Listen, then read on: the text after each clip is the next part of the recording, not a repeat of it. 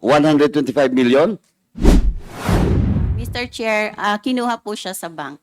Yung 125 million. Yes, Mr. Sino yung cashier teller at the time? 3 tellers po yung involved, different checks po. Different checks. Ilang checks yun? 4 checks, sir. Mr. Chairman, can we invite in the next hearing the tellers involved in this transaction? Para magkalinawan po tayo dito kasi I doubt, Mr. Chairman. Ma'am, Land Bank, do you have a MOA with the Office of the Vice President? No, Mr. Chair. Sigurado po kayo? Opo. Wala kayong MOA? MOA for the cash delivery, no, Mr. Chair. How about cash deposits? We have a MOA payroll lang po. Sorry? Payroll. Payroll, not cash advances on other projects and transaction. Yes, How kindly submit then yung MOA nyo with the OVP para matingnan namin. What was the last date nung MOA nyo? 2022. O paki-submit po para matingnan natin. Then, Mr. Chairman, we invite all the tellers involved. Could you please submit the names, the list of the names of the tellers Yes, Mr. to the COMSEC? Okay. Yes, Mr. Chair, last lang po. Yes, Congressman Ma'am, Paduano. the transaction happens when? Yung isa po, first check 2022 and the rest na 3 checks 2023. Ito po, 2022? Yes, Mr. How Chair. much is the 2022 transaction? 125 million. Then, yung 2023?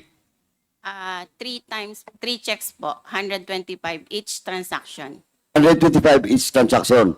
So, yung 2022 yung 125 each transaction. Tama? 125. Okay. Now, ma'am, ganito, 125, ma'am, ha? Ilang, ano yan? Ilang luggage yan? Mr. Sabihin natin. Chair, ano po, duffel bag daw po. Duffel bag? Opo. Oh, Gym bag. Gym Apat bag. na gym Gym bag. bag po. Gym bag. Gym bag? Yung So may get, that's around 30 million per bag? more or less, Mr. Chair. Ano yung more or less? Oh, yeah. Oh, now, that was 2022, 2023, di ba? Yes, Mr. Okay. Chair. Ito lang po, ma'am. From the teller, sino nang bitbit palabas? Of course, sa sasakyan ni, ni Acosta, di ba? Sinong bumitbit? Client po, Mr. Chair. Sorry? Client po. Yeah. Client. May nag-assist po kay Miss Gina ako. Na client, not your, No. not your personnel. Hindi Sigurado po, ka? Mr. Chair. Yes, Mr. Chair. Now, ganito na, Mr. Chair. Can we issue a subpoena at those STECOM with regards to CCTV during the time? Mama, tandaan nyo, may record kayo dyan involving that transaction, Mr. Chairman, para makita natin kung nandun talaga si Acosta, wala. Because this happens, ma'am, in some of transaction being made by government agencies. And it was also investigated in my committee.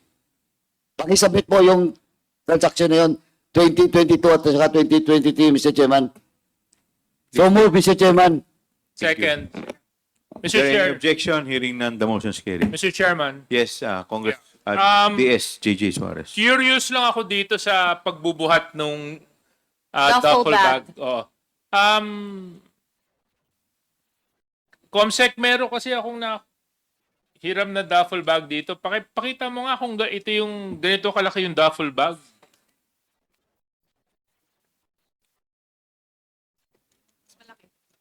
Mama, ganyan kalaki? Opo. Meron pa yatang mas malaki. Hindi. So, Pero ganyan kalaki o mas malaki dyan? Mas malaki po ng konti.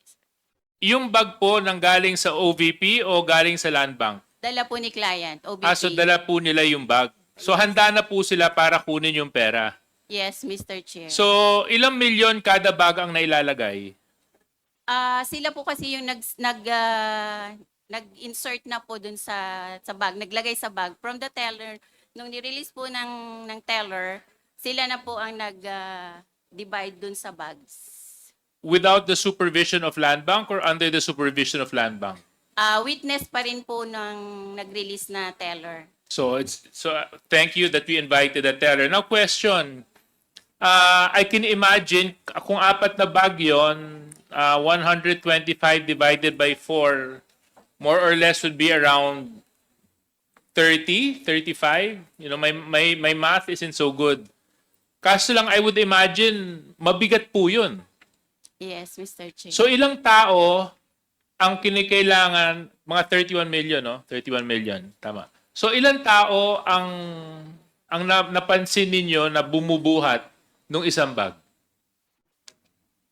As far po na remember ko, Pakilapit po yung mic. sa pagkakaalala ko po, 2.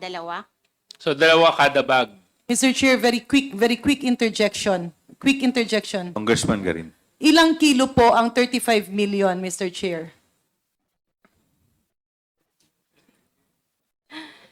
Hindi ko po ma-estimate, Mr. I'm sorry, Congressman Garin, I'm not in a position to answer that, no? But actually, that was my point. Kasi kung mabigat po yun, I would imagine. So kung 2 tao kada bag, 4 na bag, yun po ay binabalikan ng 2 tao o more than 2 people accompany Ms. Acosta to withdraw the cash? More than 2 people po. More than 2. So are you saying 4? How many individuals? More or less po sa pagka-remember ko. O, kasi nung tinitingnan ko po, Ms. Sanchez, how long have you been working with Ms. Gina Acosta? Since I joined the Attorney OVP, Sanchez. Yeah. yes, since I joined the OVP, Mr. Chair, How would you describe her build?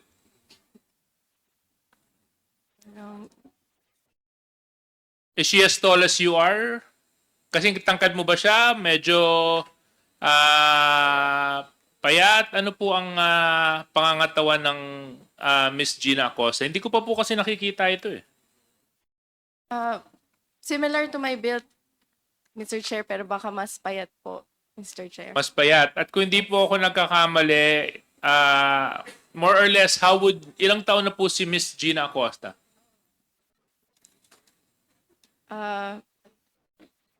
Mr. Chair, I will just check po yung date of birth. But What about you, Attorney Lopez? You've been working with Gina Acosta for quite a number of years. How old is Miss Gina Acosta? Your Honor, I would suppose not yet 60, but maybe 50, mid-50s. 59, Chairman. 59. Yeah. Oh, thank you very much for informing me. And what is her build? Similar, as mentioned earlier by Director Sanchez. So, would you say that it will be physically impossible for someone of the same build as Attorney Sanchez to carry one duffel bag by herself? I cannot. Yes, it would be physically impossible. It would be physically impossible. Kaya nga nangailangan sila ng 4 na tao. So therefore, Mr. Chair, I would like to support the motion of Congressman Paduano. It is also important for us to find out kung sino pa yung 4 na tao na kasama ni Gina Acosta mag-withdraw ng 125 million pesos sa Land Bank. Land Bank, as a matter of procedure, pag meron po bang mga pumapasok na tao para mag-withdraw ng ganito kalaking pera, nasa logbook nyo naman po yun, di ba? Yung As a pong- security measure, I would assume, a withdrawal of this amount would require certain signatories and IDs to be presented. sa guards logbook po ba yung we're talking po? No, either the guard's logbook or the bank record logbook. Sa bank records po, wala po kaming logbook na maintain as to the... So, ang nasa Recording inyo, basta si Gina Acosta ang nakapirma. Hindi nyo Apo. na isinama doon yung mga kasama niya para dalhin yung pera. wala po, Mr. Chair. Wala. But doon sa logbook ng guard, nandun yun? I'm not so sure, Mr. Chair. We'll Siguro check po. magandang malaman din natin kasi critical sa atin malaman yung mga individual. Sino po yung finance Mr. Chair. department? Yes, yes. Very quickly, but I'll just before I lose my point, Vice Chairman Benny, sino po yung finance and admin head? Yeah, Attorney Sanchez. So, sino po ang kasama ni Gina Acosta tuwing magwi-withdraw po ng pera ng confidential fund ng Office of the Vice President? Mr. Chair, may I respond? Attorney Yes. Sanchez. Okay. Thank you, Mr. Chair. Mr. Chair, as mentioned earlier, from the end of finance, once we release the check to the payee, we already have we do not have participation. No. That's not my question, ma'am. My question is, di ba, you're handling admin as well. So, human resource, employees. So, 125 million is a big amount. And I would expect some sense of security would be implemented by the Office of the Vice President. Kasi tama yung sinabi ni Congressman Garin eh. Baka mamaya magka-interest doon na nalaman na isang tao na kasing laki mo lang ang may buhat-buhat 125 million. Talagang pwedeng pagtangkaan na nakawan yon. So dapat may kasamang tao, may magsisecure. So who were those persons who accompanied Gina Acosta withdraw that money? Mr. Chair, as to the security arrangements for the withdrawal of the money, I was not part of the arrangements, Mr. Chair, so it was not relayed to me, Mr. Chair. But Mr. Chair, I think that would be an answer I cannot accept, Mr. Chair, kasi kayo po ang tagapamahala nun eh. Kayo ang pumirma ng cheque. In fact, it was so quick that all four of you signed the check on the same day. There was haste in the office to withdraw that cash. So I would expect that in the same manner, you would also secure that fund. Kasi dito nga, December 20 ba yun? Sabay-sabay yung pinirmahan yung disbursement voucher eh. Actually, nagulat nga ako, sobrang bilis ninyo eh. 3 signatory, isang araw, nagawa ninyo eh. So ipinakita nyo na minamadali nyong makuha yung pera. So ang tanong ko, sa pagmamadali ninyo, siguro naman, tiniyak nyo rin, dahil nga nagmadali kayo, mahalaga sa inyo to, sisiguraduhin naman natin na secure yung pera. Ang tanong ko, oras na ibinigay nyo yung cheque sa Land Bank, sino ang kasama ni Gina Acosta i-withdraw yung pera? Mr. Chair, respectfully, I really have no personal knowledge as to the companions of the special disbursement. Because, Mr. Chair, officer. this did not happen only once. It happened in December. It happened in January. It happened again, I think, sometime in April. I can be wrong. And maybe again in September. Tama ba ako? Ms. Sanchez? Parang ganun yung dates, di ba? The last one was in July, Mr. Chair. Yeah, okay. So, it happened 4 times. So, Mr. Chair, Ma'am Villa Del Rey, kayo, malalaman nyo ba kung sinong kasama ni Gina Acosta nung withdraw yung pera? Ma'am Villa Del Rey, you are recognized. Good afternoon, Mr. Chair.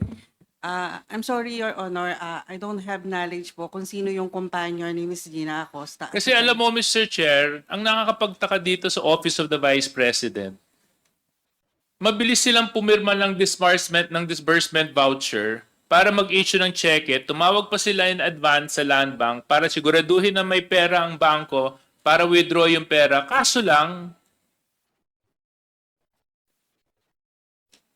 wala naman silang nilalagay na action para pangalagaan yung pera. Ni nga paglalagyan ng 125 million, wala na silang pakialam kung saan nila ilalagay. Kasi ang sinabi ni Ms. Sanchez kanina, yung vault ay para lang sa petty cash. Sabi niya may cabinet dun, but I doubt you'll put 125 million pesos in a cabinet. Not unless that cabinet is secured and large enough to hold that amount. So what I don't understand, Mr. Chair, is how come they are so reckless and carefree with such a huge amount. And this is just 125 million. We're not even talking about the 37 million that was withdrawn from the DepEd. So for me, Mr. Chair, this is unacceptable.